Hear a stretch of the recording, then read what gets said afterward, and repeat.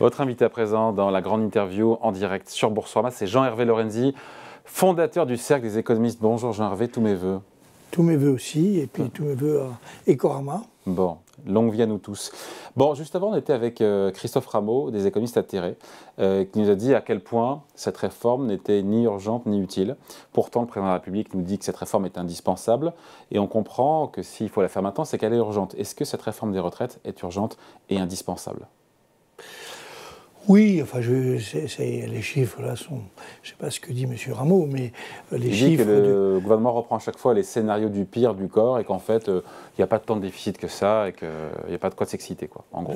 Très précisément. Les chiffres sont, comme vous le savez, que cette année. On est en excédent. Léger sur le système de l'assurance retraite. Que l'année prochaine aussi. Qu'après, on est sur des rythmes de déficit compris entre 10 et 15 milliards d'euros. 10 milliards dans 5 ans, 20 milliards dans 10 ans, voilà. Et dans le rouge pendant 20 ans. Voilà. Mais c'est un des scénarios du corps, c'est pas le seul. Soit en passant, le corps, il y a 10 ans, vous avez dit qu'on serait en déficit. Aujourd'hui, on est en excédent. Le corps, il peut aussi se tromper. Hein. Oui, mais il n'y a pas besoin d'être un prix Nobel d'économie pour se rendre compte que les phénomènes démographiques sont dans cette affaire déterminants. Au passage, 10 ou 15 milliards d'euros, c'est à la fois important, mais ce n'est pas ça qui va sauver et récupérer. Il faut rajouter, et urgent, oui ou non? Oui, bien sûr. Le mot urgence est toujours un peu abusif, parce qu'on a l'impression que c'est très politique, mais c'est très important. Oui, bien sûr qu'il faut des réformes de retraite. Et d'ailleurs, c'est la 5e. On a l'impression de découvrir l'Amérique, là, mais la réforme Balladur, les gens de la génération qui seront à la retraite à partir de maintenant vont commencer à la sentir de manière très forte. Après, il y a eu toute une série de réformes.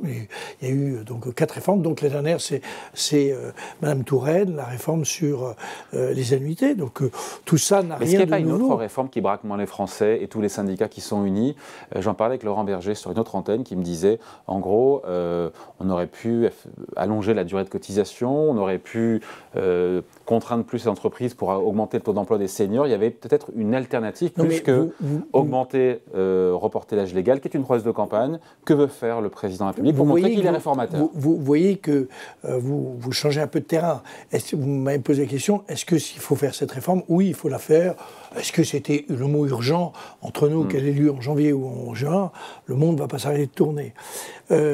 Sur les chiffres, parce qu'il faut être précis, sur les chiffres, il faut en réalité rajouter, à juste titre, 30 milliards qui sont le soutien de l'État j'allais dire, aux retraites des fonctionnaires. Aux retraites des fonctionnaires. Donc, 30 milliards tous les ans.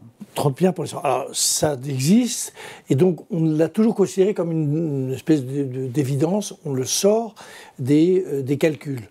Dans la réalité, si on est rigoureux, il faudrait le remettre en compte. Et vous allez voir que le sujet tel que je l'aborde est en réalité une réponse assez complète à ce que vous dites. Il n'y avait pas, sur cette affaire de 64 ans, pour lequel d'ailleurs 40% des Français ne seront jamais concernés. Oui, parce que, c'est bien de le rappeler.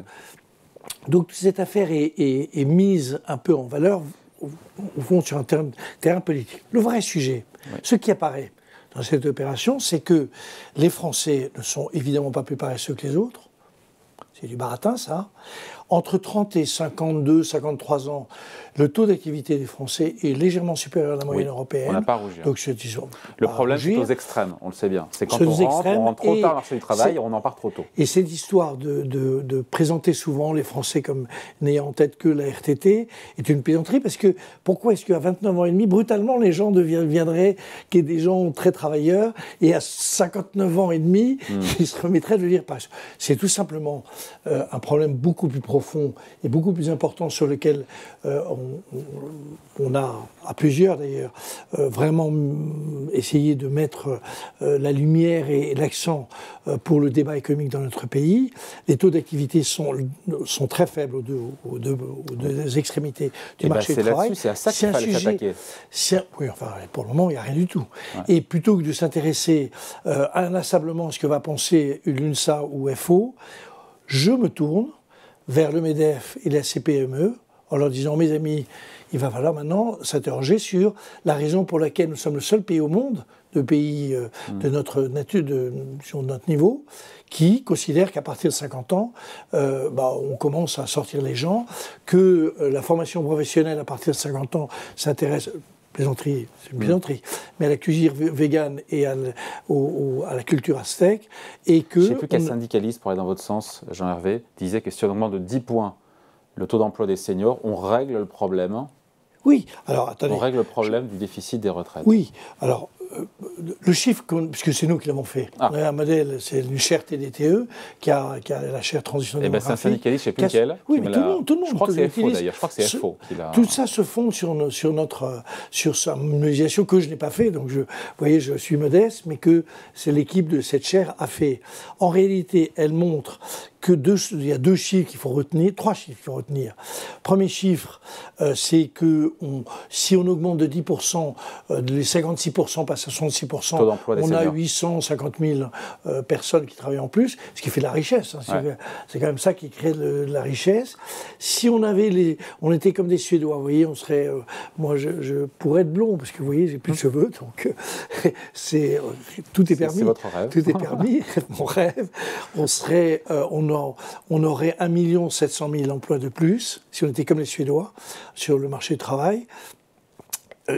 Je rajoute que sur le fond, c'est quand même pour les 60-63 ans qui sont aux 2/3 au chômage ou en pré-retraite, ce serait une manière de resocialiser la société. Tout ça est absurde. Pourquoi on n'a pas géré cette réforme des retraites justement par le prisme du taux d'emploi des seniors? Certains diront que quand Woerth et Nicolas Sarkozy ont augmenté de 60 à 62 ans l'âge légal de départ à la retraite, c'est ce qui a poussé le taux d'emploi à la hausse chez les seniors.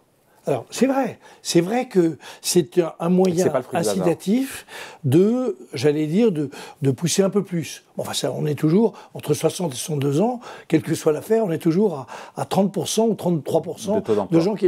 Alors, on est peut-être passé de 31 à 33, vivement la retraite.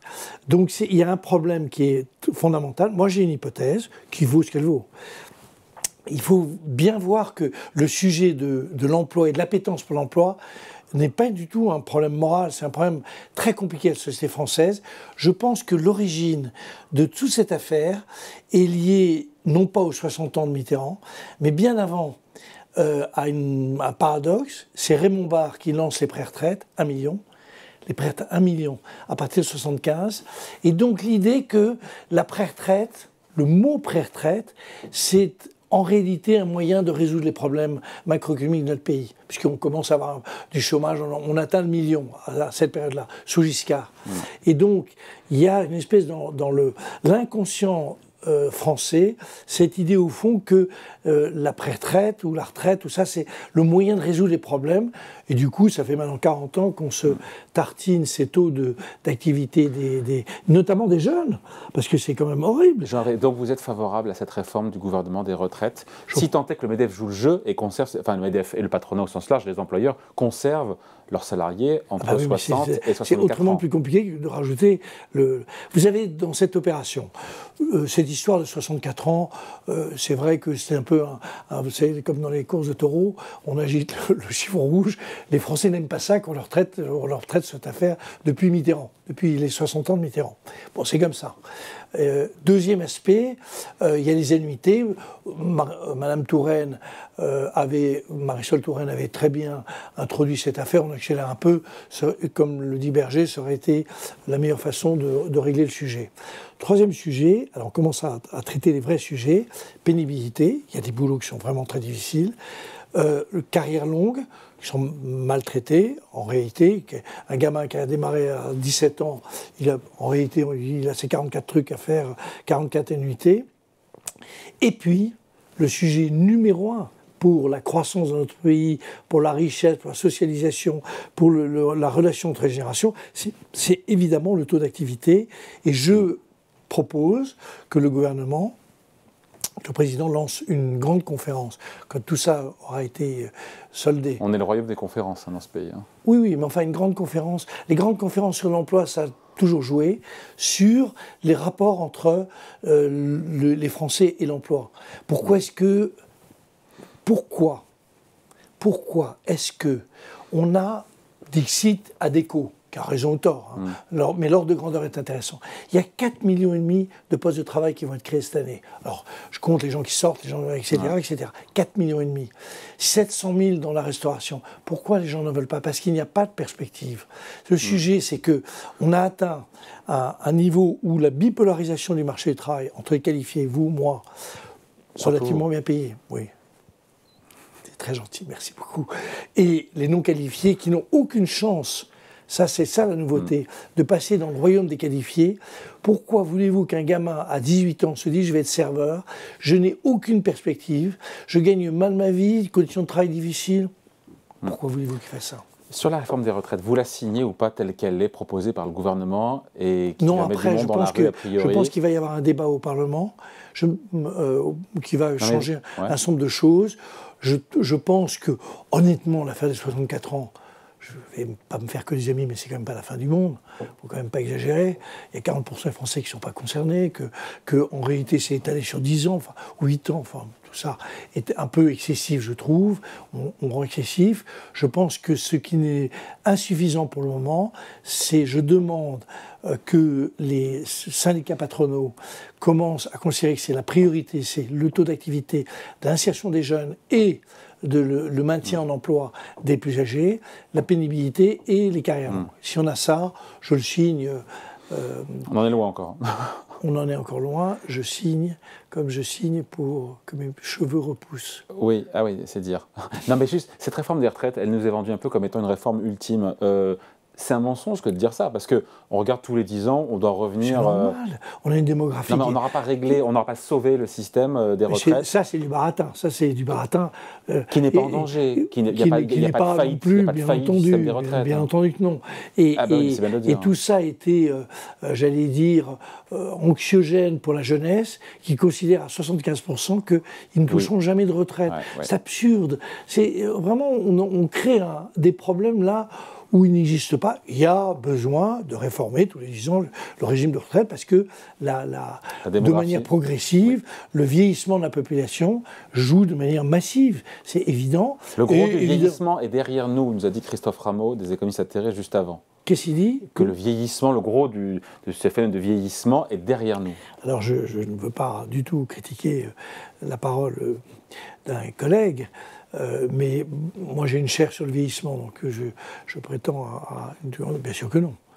Bien sûr que non. Bon. Bien sûr que non. Alors il y a des tas d'hypothèses dans cette affaire-là.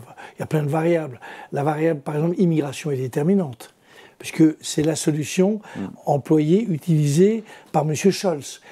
L'Allemagne considère que finalement l'immigration, c'est le moyen. Il y a évidemment les problèmes de... le taux de chômage aussi. Quand dans le rapport du corps, qui nous dit en gros, on a 13 milliards de déficit du système des retraites en 2030, ça sous-entend un taux de chômage à combien? À 4,5%. Je parie dans le même sens que vous pour vos cheveux, qu'on n'y sera pas... en 2030 à 4,5% de chômage. On le souhaite, bien sûr. Mais Bien sûr.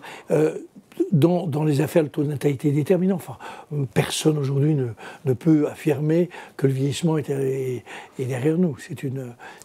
Tout l'effort est demandé par le gouvernement sur les 25-50 ans. Rien n'est demandé aux retraités. C'est le sujet qu'on a traité avant avec Christophe Rameau des économistes atterrés. Normal ou pas de ne rien demander aux retraités? Vous me lancez sur un sujet qui me ravit. Je n'ai malheureusement pas écouté ce que... il a dit qu'il fallait faire contribuer les retraités les plus aisés, mais pas sur leur partie pension, mais sur la partie revenu issu du patrimoine financier ou immobilier.